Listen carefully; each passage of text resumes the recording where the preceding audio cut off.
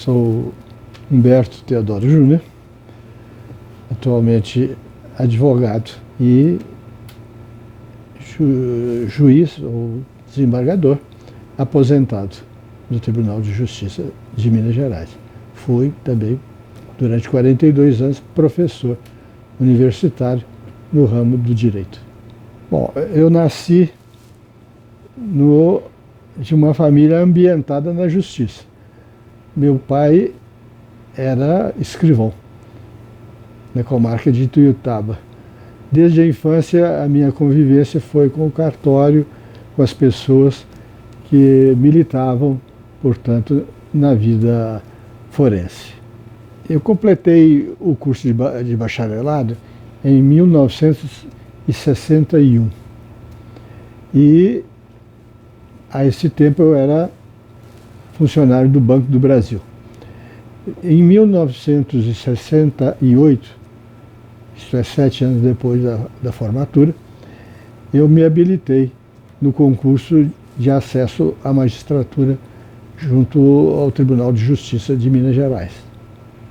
A minha chegada ao Tribunal de Justiça, naturalmente, se deu na sequência e na consequência de uma carreira completa, porque eu fui sempre na magistratura um juiz de carreira. Entrei na primeira entrância em Monte Alegre de Minas, passei por Canápolis, por Frutal, Uberaba, finalmente Belo Horizonte.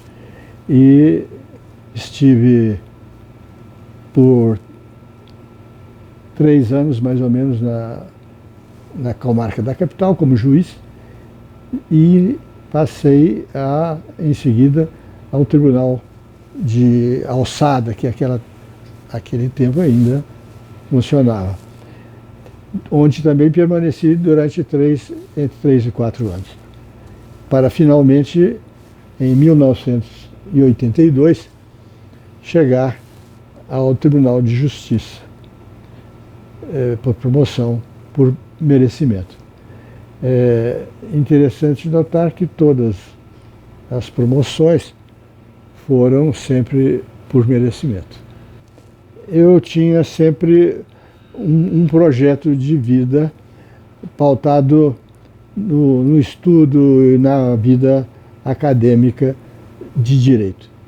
E quando eu completei 30 anos de serviço público, o projeto naquele momento era concentrar-me na vida universitária como professor e completar também a carreira interna do magistério. Eu não tinha ainda feito todos os degraus da carreira de professor. Então eu pensava, e como de fato fiz, de completar a pós-graduação como no doutorado, e atingir o ápice da carreira de professor acadêmico, que seria o antigo professor catedrático ou professor titular na linguagem atual. E, nesse meio tempo, é claro que eu tive grande dedicação à literatura jurídica, que eu já havia iniciado ao tempo de magistrado, e já tinha vários livros publicados, mas eu planejava muito mais do que aquilo que eu já tinha feito, que eram, até então, livros didáticos de direito. E a partir da conclusão do curso de doutorado, eu imaginava que eu podia fazer uma obra doutrinária mais extensa, mais profunda. Etapa da vida literária, jurídica, nunca me passou pela cabeça como uma preocupação imediata ou prioritária ou principal. As coisas acontecem na medida em que a obra pessoal vai adquirindo uma dimensão mais coletiva, mais universal. E daí a aproximação dessa vida de academia se deu naturalmente mais por uma atração de fora para dentro. Eu fui levado naturalmente, convidado, estimulado a chegar a essas posições, que são muito honrosas, muito relevantes e que retratam o nível de convivência do escritor, do doutrinador, com o mundo acadêmico, né? O mundo literário. Eu sou simplesmente um eterno estudante, porque, principalmente nas ciências em geral e no pensamento humano, a obra é sempre inacabada, é eterna, é sempre em construção.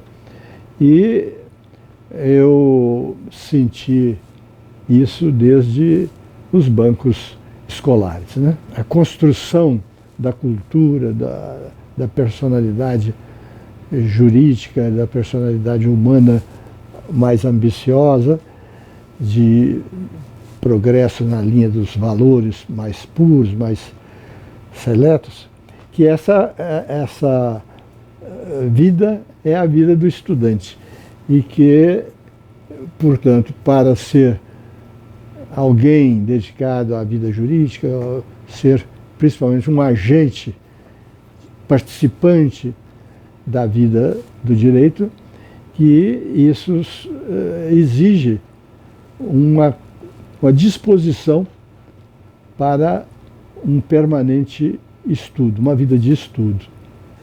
Eu nasci vendo o direito aplicado dentro de um fórum pequeno do interior e aprendi a ter sensibilidade para as coisas do mundo do direito. E pensei, num certo momento, em ser engenheiro na adolescência, porque sempre senti um pendor muito grande para as matemáticas e para a física. E tinha uma facilidade muito grande nesse terreno, então me parecia que eu estaria bem encaminhado para essa área. Mas o que realmente me sensibilizava e que me acabou determinando a minha vocação foi justamente essa afeição pela vida social comandada pela ordem jurídica, pelo direito, porque nenhuma das técnicas ou ciências do conhecimento humano é tão ampla e tão adequada, tão necessária para a convivência social do que o direito. Nada se exclui do campo de atuação da ordem jurídica. E por isso a missão do jurista, seja ele advogado, doutrinador, juiz, promotor, serventuário da justiça, todos eles têm um papel transcendental diante do destino da própria humanidade, da sociedade humana. Ninguém pode contribuir mais para a viabilidade, para o aprimoramento, para o resguardo dessas garantias necessárias para a convivência comunitária, convivência social, do que aqueles que se dedicam ao direito. E eu procurei ser fiel a essa consciência que desde a juventude me dominou, de que eu tinha um papel a realizar nesse terreno e que, por pequeno que fosse, e é muito pequeno porque o direito é infinito e tão grande, como o próprio destino da humanidade. Foi por isso, e foi fiel a isso que eu pautei a minha vida e tenho feito isso em família, em sociedade e onde quer que me tenha sido possível dar alguma colaboração, pequena que seja, para a construção da sociedade civilizada, sobretudo a sociedade humanizada. Existe uma crise da prestação jurisdicional que eu poderia qualificar de universal. O homem concebeu a justiça, o poder judiciário, como algo transcendente, que é a ideia ligada à ideia de justiça, de justo, de algo inerente à dignidade do homem. E, por outro lado, essa meta transcende os valores materiais. E essa meta exige uma pronta resposta para o injustiçado, para o destinatário da atividade da magistratura. E como essa meta, a meta do justo, de alcançar o justo, o método da justiça, é em caráter absoluto, inacessível, ou exige, para se aproximar dessa meta, um esforço, um denodo incomum, e nunca a sociedade, nunca o próprio prestador dessa atividade está satisfeito com o que está acontecendo, que está sendo feito. E por isso é indissociável da prestação jurisdicional essa dimensão do inatingível, ou pelo menos da perfeição inatingível nessa tarefa. E quanto mais se dispõe o Estado ou o juiz a prestar essa tutela, mais a sociedade reclama dele. E a sociedade evolui para ser muito exigente nesse segmento, nesse setor. E constrói, então, pressupostos que não são facilmente superados ou atendidos. Então, há no mundo moderno, por toda parte, uma sensação de que a prestação jurisdicional tem que ser efetiva e eficiente, tem que ser pronta e justa. São todos esses característicos algo de muito difícil consecução. À medida que o homem mais se conscientiza dos seus direitos e do direito a uma tutela de justiça, mais ele reclama, mais exige do poder judiciário. E o volume das reclamações ou das pretensões vai atingindo dimensões que o aparelhamento normal do Estado não consegue atender, não consegue responder satisfatoriamente. Então, o déficit e a crise que se fala que existe na justiça é justamente a demora na resposta às pretensões daqueles que batem à porta da justiça.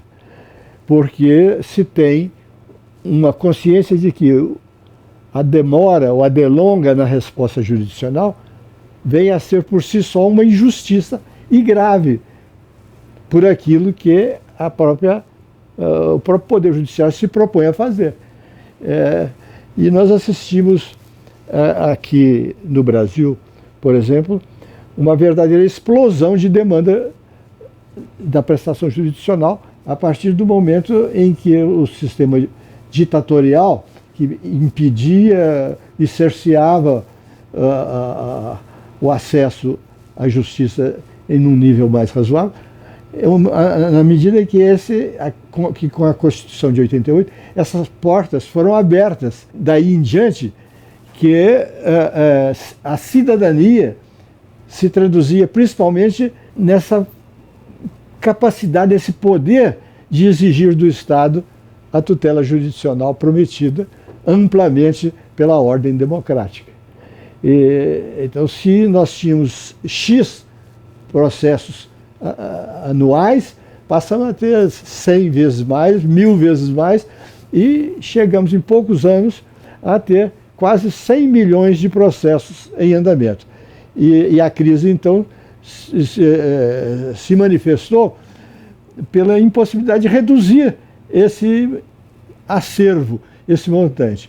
Quanto mais se aperfeiçoavam os métodos processuais, mais juizados se abriam, maior era o afluxo de candidatos à tutela jurisdicional. Então aí nós temos dois aspectos importantes. É o aspecto material, econômico, que é dispor para o Poder Judiciário recursos, meios pessoais e materiais, num volume enorme. E o outro aspecto é um aspecto moral, social, em que a sociedade se tornou excessivamente beligerante, excessivamente atritosa, conflituosa. Tudo o que se passa na vida privada, na intimidade pessoal e dos negócios, tudo é imediatamente encaminhado para o Poder Judiciário. E a gente nota que isso não fica só no campo pessoal dos indivíduos, da coletividade. Os próprios entes estatais, as pessoas jurídicas de direito público e os agentes que atuam na esfera pública também se voltaram, depois dessa facilidade de acesso ao Poder Judiciário, se voltaram para resolver problemas políticos, administrativos, sociais, que seriam naturalmente destinados a uma solução dos organismos de administração e legislativos, e que acabam sendo, pelo espírito atual de beligerância e de litigiosidade, sendo conduzido para o Poder Judiciário. E a gente assiste, então, o Poder Judiciário sendo encarregado cada vez mais de políticas públicas, de solucionar problemas que são de política pública, que seriam solucionáveis, por natureza, pelo Legislativo e pelo Executivo. E, na verdade, em último grau, acaba por depender do filtro do Poder Judiciário. Então, a crise da justiça se agrava em todos os aspectos, no aspecto econômico, no aspecto funcional, temporal, e nesse aspecto de desvio de função, de reclamações feitas ao Poder Judiciário que não deveriam ter sido feitas. E por que isso acontece? É um problema cultural, que não é preciso que a vida em sociedade seja resolvida tudo por tudo pelo Poder Judiciário. Em outras culturas, principalmente no mundo oriental, a procura do Poder Judiciário é exceção, não é a regra. Aqui no Brasil, na sequência do que veio da Europa e dos Estados Unidos, a litigiosidade passa a ser o primeiro passo que se dá diante de qualquer crise. Essa imediatidade de se socorrer do Poder Judiciário é uma doença comportamental, uma doença cultural que precisa de ser superada. E se nós voltarmos para ver o que se passa no Japão e na Ásia em geral, esse fenômeno não existe, porque o modo de enfrentar e solucionar os conflitos não começa pela justiça. É natural no mundo oriental que se procurem conciliações, que se procurem conselhos e encaminhamentos junto a órgãos de família, órgãos comunitários, enfim, muitos outros problemas e muitos outros meios são disponibilizados para o cidadão e para a sociedade em geral no mundo oriental. Uma vez eu participava de um congresso na Europa em que o tema principal era justamente a necessidade de fomentar entre nós, ocidentais, a preocupação com as soluções coexistenciais, as soluções conciliatórias, que podem, segundo os técnicos, segundo aqueles que pensam politicamente e corretamente o problema, que seriam caminhos muito mais compatíveis com a dignidade humana e com a necessidade de pacificação da própria convivência. Porque a litigiosidade exagerada, principalmente diante do Poder Judiciário, cria arestas muito mais maiores, muito mais intensas do que aquelas que o direito se propõe realizar. Porque o direito não existe para a guerra, para o litígio. O direito existe como um instrumento de paz, de resolução de conflitos, ao passo que essa mentalidade cultural que predomina no mundo ocidental, maiormente no Brasil, é a guerra em primeiro lugar. Se fui desafiado em meus interesses, a primeira reação é instaurar a guerra judicial. É levar tudo para um clima, clima de beligerância. Esse é um grande problema que se enfrenta quando se depara com a chamada crise atual da prestação jurisdicional. Esse é outro problema que vem historicamente preocupando, porque a nossa formação é aquela que veio do autoritarismo e do sistema do direito antigo, né, do Estado antigo. É o Estado monárquico, o Estado autoritário, o Estado autocrático, em que a justiça era um instrumento do executivo, um instrumento do rei, um instrumento da nobreza, um instrumento, enfim, de atuação do outro poder. Então, e com isso, então, se fazia a justiça a partir de um interesse unilateral, que era os privilégios, as vantagens dessa casta dominante, dessa casta que ocupava todo o poder através da monarquia, através dessas figuras antigas da autocracia, do poder absoluto. Essa ideia, então, veio para o Estado democrático e republicano, essa ideia de justiça como instrumento de poder veio a criar ou a manter o chamado monopólio da justiça pelo Estado. Então, embora o Poder Judiciário seja hoje autônomo, mas ele é um poder, tem força, que tem capacidade de usar até o exército, até a polícia, para se fazer respeitado e cumprir as suas decisões.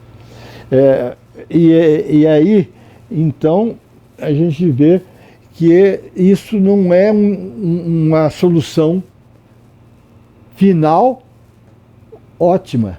É a conservação ainda de ideias já superadas desse passado aristocrático, autocrático, autoritário do poder. Então, o Poder Judiciário, aliás, os estudiosos do Poder Judiciário, os doutrinadores, os pensadores, já desde a metade ou antes da metade do século passado, começaram a defender, baseado nas experiências de outros povos, defender aqui entre nós que a solução coexistencial, a solução pelos próprios contendores, apoiados por orientadores e não por autoridades que imponham soluções, que isso é um instrumento de maior justiça do que essa justiça de força, a justiça que impõe a vitória a um e a derrota para o outro, que não pacifica, portanto, adequadamente. Além de ficar na vontade de um ser, ou de um ente que tem que ser absolutamente imparcial, frio, diante da contenda, que não pode sentir realmente o drama no subjetivismo, na alma dos contendores, é algo que o Estado não consegue fazer, que o poder não consegue impor, que é o império da vontade concreta da lei, de uma maneira justa, aceitável e realmente pacificadora, que todo mundo saia pacificado do processo. Isso não é o que acontece na justiça oficial. O derrotado sempre sai vangloriando-se de ter derrotado a parte vencida. E o vencido sai com aquela mágoa de não ter conseguido fazer prevalecer o seu senso de justiça, a solução que ele achava, considerava e continua achando que é a mais justa, porque ninguém abre mão assim facilmente dos próprios pontos de vista, das próprias convicções. Então, se nós fizermos ou conseguirmos fazer com que a solução seja negociada entre as próprias partes e que elas sejam orientadas a compreender o caminho melhor para superar o conflito, isso pode gerar soluções muito mais humanas, muito mais pacificadoras do que a sentença do juiz. Mais uma vez, fazendo o confronto entre Oriente e Ocidente, é o que predomina no Oriente, essa capacidade de ouvir outras pessoas, de negociar, de estender a mão para procurar em conjunto os contendores a solução para o seu próprio problema. E isso então vem sendo defendido na Europa há mais ou menos um século, que era para justamente abrandar a exclusividade e o monopólio da justiça incompetente ou incapaz de produzir o resultado dela esperada, que é a paz social, que é a harmonia entre os cidadãos. Então, quando se pensa nisso, houve um verdadeiro movimento doutrinário, filosófico, que empolgou o direito, os juristas, a doutrina, do século XX para o século XXI.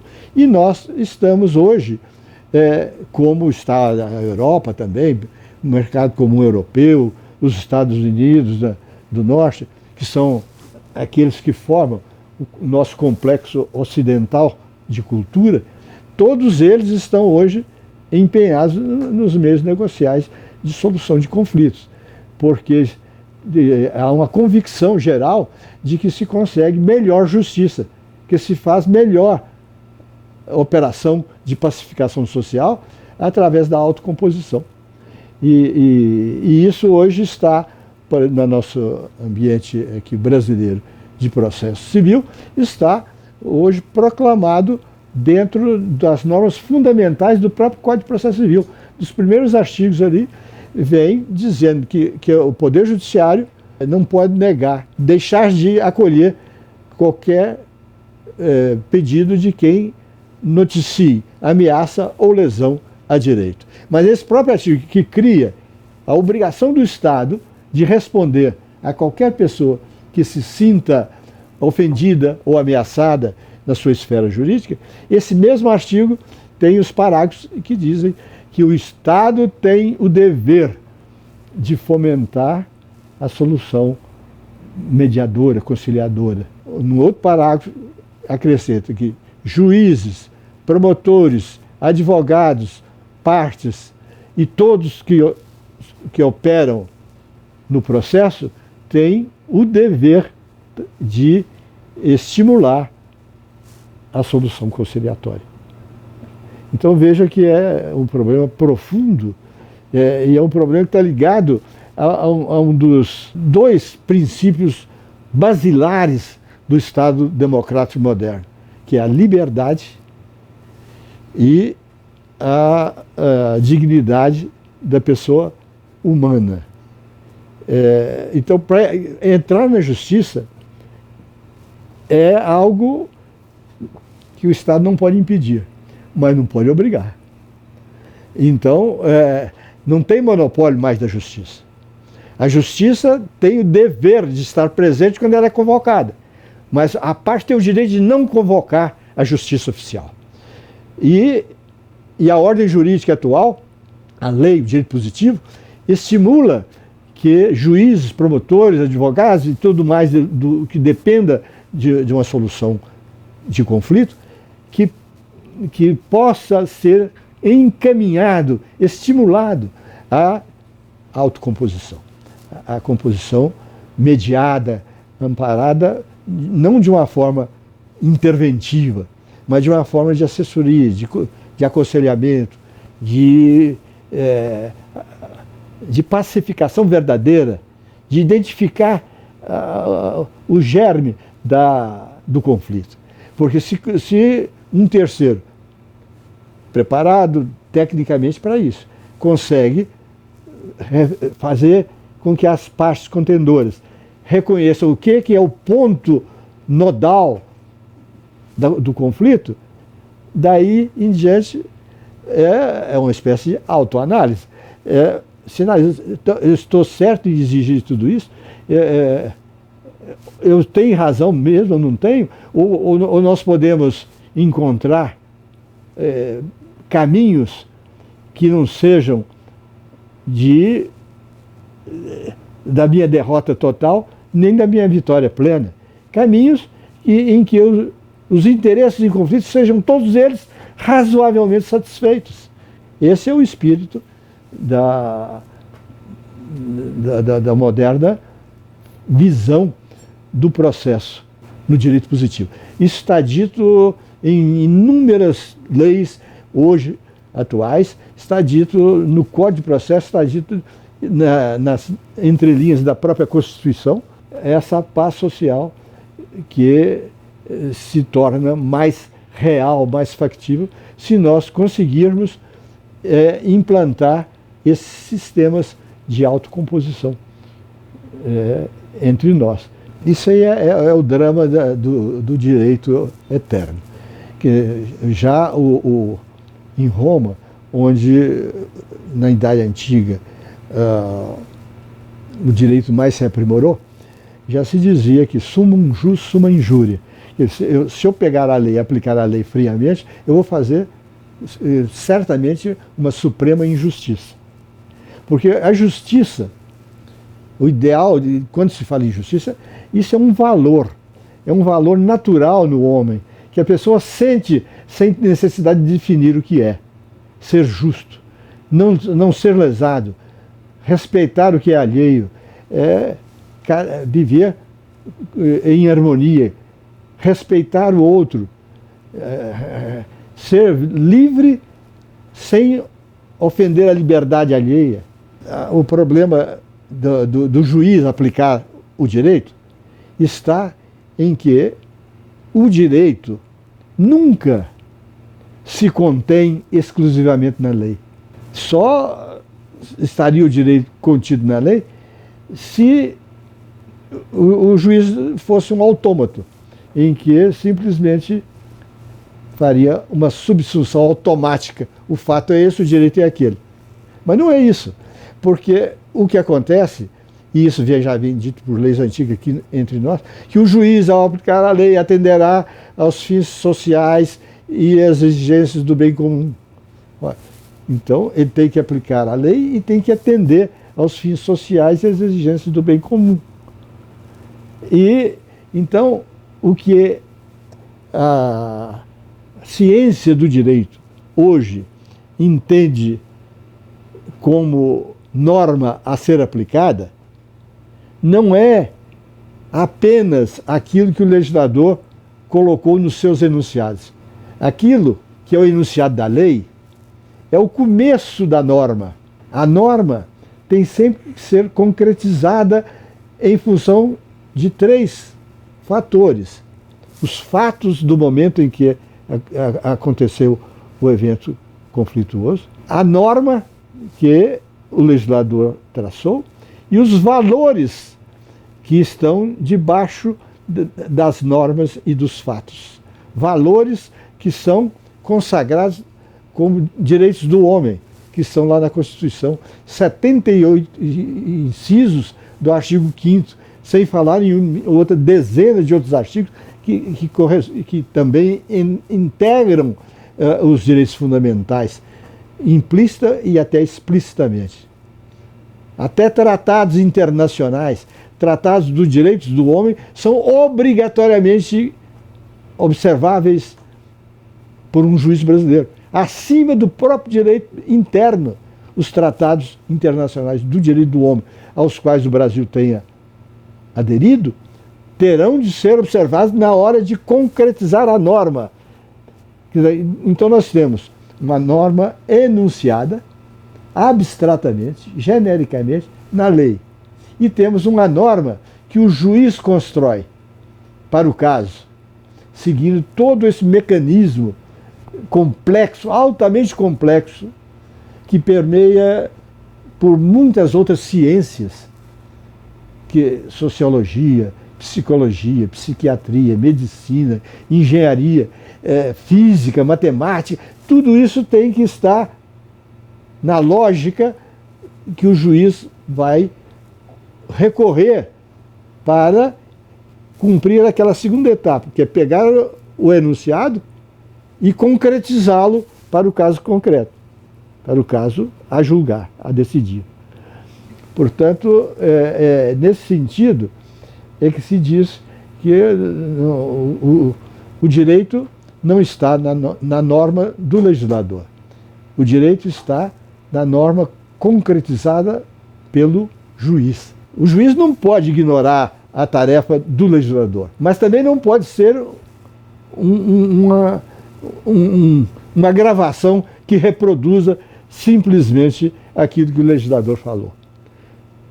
O juiz tem que tomar consciência de que existe um enunciado.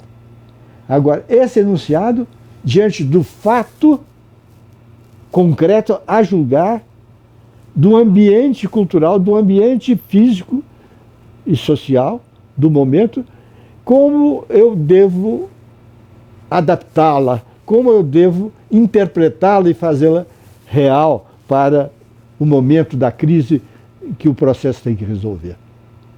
É isso que vem a ser o direito moderno. Então, o juiz não pode fazer a lei, mas ele pode completar a tarefa do legislador sem decretá-la nula, sem anulá-la, mas atualizando-a, compatibilizando-a com certas características do fato concreto que nem sequer foram pensados pelo legislador. Porque o legislador não tem uma onisciência para criar uma norma que abarque todo e qualquer tipo de fato que vai ser concretizado no futuro. Então, naquele momento de concretizar a norma, que é a vida real, a norma pode ter atritos com a realidade. E porque se o legislador pensasse nisso, ele não teria feito a norma com aquela rigidez. Então, o juiz é que dá a flexibilidade e a modernidade, a atualidade à obra do legislador, sem revogá-la, sem anulá-la, mas completando-a naquilo que não foi possível ao legislador, no passado, ter inserido no enunciado. Eu acho que isso tem sido pensado por muitos pensadores jurídicos, que quanto mais normas existem, mais difícil é atribuir segurança jurídica à sociedade. Porque o que precisa realmente são de normas fundamentais, e que essas normas fundamentais sejam bem compreendidas pelos operadores, pela sociedade em geral. Agora, quanto mais leis se cria, mais campo de atrito se estabelece. Porque o direito é linguagem, direito é simbólico. Então, toda a linguagem, todo simbolismo é passível de multiplicidade de interpretações. Então, quanto mais normas se põe, com a pretensão de enfrentar todos os problemas possíveis, os problemas se ampliam. Quanto mais normas se tem, mais problemas se tem para resolver. E isso, essa pletora normativa, essa pletora de leis, é apontada por muitos pensadores como uma das principais causas da crise do judiciário contemporâneo. Que é essa necessidade de estar a interpretar conflitos constantes de regras incompletas, contraditórias, que vão surgindo e de cuja memória é até difícil ter prontamente ao alcance. Não se sabe, não há juiz, não há tribunal que hoje possa dizer quais são todas as leis que regulam um determinado momento. E muitas vezes se faz um julgado ou uma posição jurídica correta porque examinou uma lei, um ângulo. Mas atrás daquela lei teriam dezenas de outras que poderiam interferir naquela, moldando alguma coisa diferente daquilo que foi feito pelo aplicador de apenas uma ou algumas das leis a seu alcance. Vejam que o Brasil não carece de legislação. O Brasil é um dos países mais bem dotados de legislação. Nós temos leis avançadíssimas, leis para tudo. E com uma multiplicidade de leis ainda. Se nós pensarmos que o Código do Consumidor foi um dos primeiros do mundo, o brasileiro. O nosso Código de Processo Civil é dos melhores do mundo ocidental. Pegou tudo do momento em que ainda estava em ebulição na doutrina, no pensamento europeu e transformou em norma legal aqui entre nós. Coisa que, quando a gente compara com o Código italiano, francês, que são dos povos mais civilizados, nós temos mais regras, mais detalhes do que tem esses códigos mais antigos, que não são modificados com a frequência com que se dá no Brasil. Por exemplo, nós temos 2 códigos civis num século. Tivemos 3 códigos de processo civil. Quer dizer, e são as leis básicas. Na Alemanha, qual é o Código Civil? É o BGB, de 1900. Qual é o Código de Processo? É o ZPO, que é de um ano ou 2 depois do BGB. Agora, não quer dizer que esses códigos estejam cristalizados. Não, mas eles são modificados com grãos sales, só naquilo que realmente está ultrapassado. A grande obra de processo, de pensar o direito civil e o direito processual, é feito pelos tribunais que vão aplicando e aprimorando nessa interpretação criativa, inovativa, integrativa, funcional.